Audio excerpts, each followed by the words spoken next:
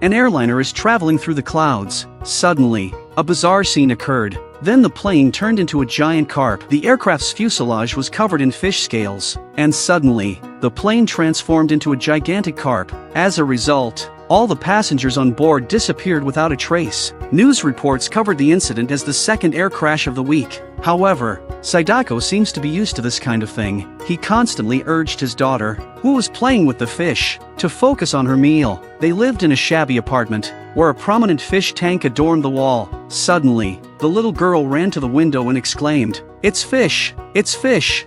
It turned out to be an airplane passing overhead. At that moment, Sadako imitated the breathing of a fish, and then glanced at his daughter on the windowsill. It seemed as though the airplane crash had a significant connection to the two of them. As the camera zoomed out, a dilapidated apartment stood isolated amidst the ruins. This was their residence. In the evening, a bespectacled man appeared, a private detective who had been hired to investigate this father-daughter pair. He seemed determined to find clues linking them to the airplane crash. Makuta discreetly arrived at apartment 5. However, upon opening the door, he found only the sleeping little girl and a goldfish inside. He surveyed the surroundings but discovered nothing noteworthy. There was only a printer on the table, prepared for printing. Driven by curiosity, Makuta decided to start the printer, but the contents of the letter that printed left him astonished. It was a letter documenting everything Sadako had encountered. It turned out that Sadako had known in advance that Makuta would come to investigate them and why he was there. Makuta's face displayed astonishment,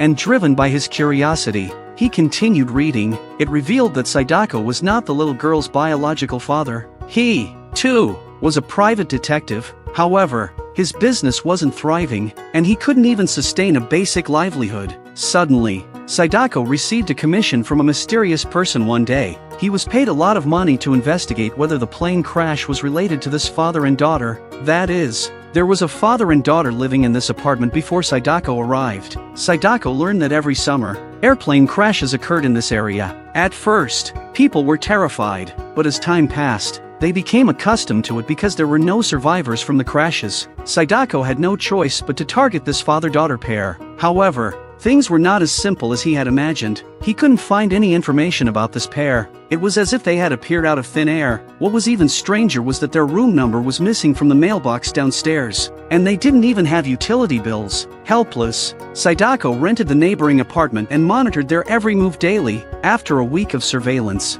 he discovered that this father-daughter pair spent their days eating and sleeping. There was no communication between them, not even when using the restroom, which they did on the balcony. Sadako initially contemplated giving up, but the promise of a substantial reward compelled him to persevere. However, the situation took a turn. One night, for the first time ever, the man took the little girl outside, so Sadako quietly sneaked into their residence. But as soon as he opened the door, he was shocked. The place had turned into a complete ruin since the father and daughter left. There was no trace of anyone ever living there. Sadako couldn't help but feel a chill down his spine. It seemed he had stumbled upon a mysterious case, but now that he had come this far, he couldn't stop. The next day, Sadako received a letter from the real estate personnel. On the map, the location where the father and daughter lived was actually a vast sea. Several years ago, the developers had planned to fill it up, but they had to abandon the project due to financial issues. Upon seeing this, Makuta couldn't help but break into a cold sweat. What on earth was going on?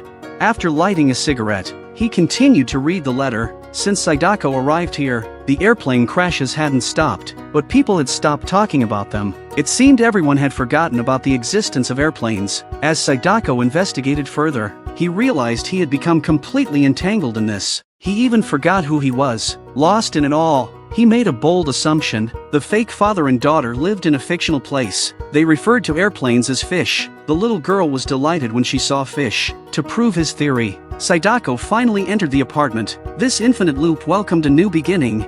And the next loop would happen to you. Later, Sadako learned that the person who hired him to investigate was the girl's previous father, the man who took her out of the room, and Makuta was the investigator hired by Sadako. At the end of the letter, Sadako wanted Makuta to print out everything he had experienced, to pass on what had happened here to the next person. As for when this loop started, and when it would end, unless a god tells you the answer, this place will forever remain a mystery. Countless people will be trapped in it. At that moment, the printer suddenly stopped. A strange smile appeared on Makuta's face. He shared this information with a journalist, claiming to have found the cause of the airplane crashes. It was all because of the little girl in the room. Because the little girl is a deity of creation, she treated airplanes as toys.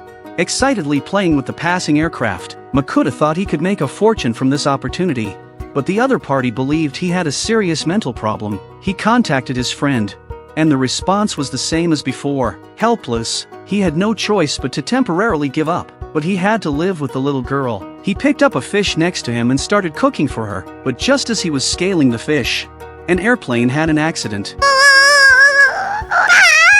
As Makoto was swimming in the sea, she discovered an abandoned camera. Curiosity piqued, Makoto decided to take the camera home. Judging by its appearance, it seemed to have been lost recently, and the film inside was undamaged. Makoto developed the photos, hoping to find information about the owner, but strangely enough, the photos came out as a photo of Makoto with a stranger. Makoto sought help from her friend's older brother, who was skilled in camera repair, to determine the camera's origin. Back at home, Makoto carefully examined the photos. The person in the pictures was indeed herself. Just then, her father knocked on the door and reminded her that it was already midnight, urging her to rest. However, Makoto's room clock showed it was only a little past 10 p.m. The next day, Noriko's brother found a clue. Through analyzing biological residues on the camera, he determined that it had traveled through the Yaeyama Islands, Taiwan, the Philippines, and Saipan before arriving in Japan. Since they couldn't repair the camera themselves, they sent it back to the manufacturer, but the manufacturer was puzzled. They claimed that the camera was still under development, and its production date was set for July of the following year.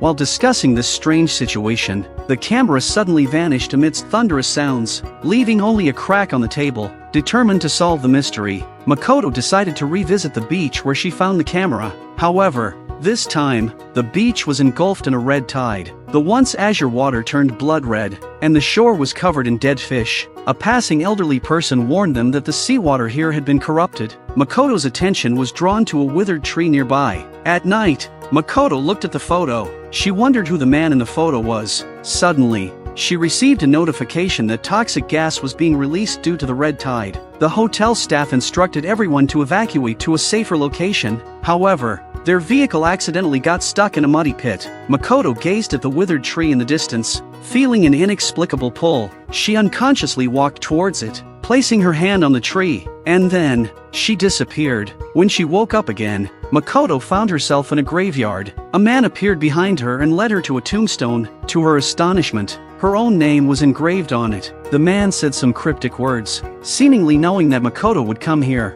and encouraged her to live on courageously. Before he could finish speaking, Makoto suddenly vanished, leaving the man silently shedding tears. But when Makoto opened her eyes once more, she found herself transported to Japan during the 1936 military coup. She noticed that the street scenes were completely different from historical records. A military officer stopped her, warning that civilians were not allowed to be outside. Suddenly, artillery fire erupted nearby, and Makoto lost consciousness again. When she regained consciousness, she saw her friend Noriko standing before her. Noriko informed her that she had passed out in the laboratory. Makoto then mentioned the information about the red tide, but Noriko's brother denied that any red tide had occurred. At this point, a doctor advised Makoto to rest. However, shortly after, Makoto encountered the man from the photo, who turned out to be Noriko's brother's assistant. At that moment, a child takes a picture of the two of them with a camera. The two kids next to him wanted to take a picture too. When the three of them fought over it,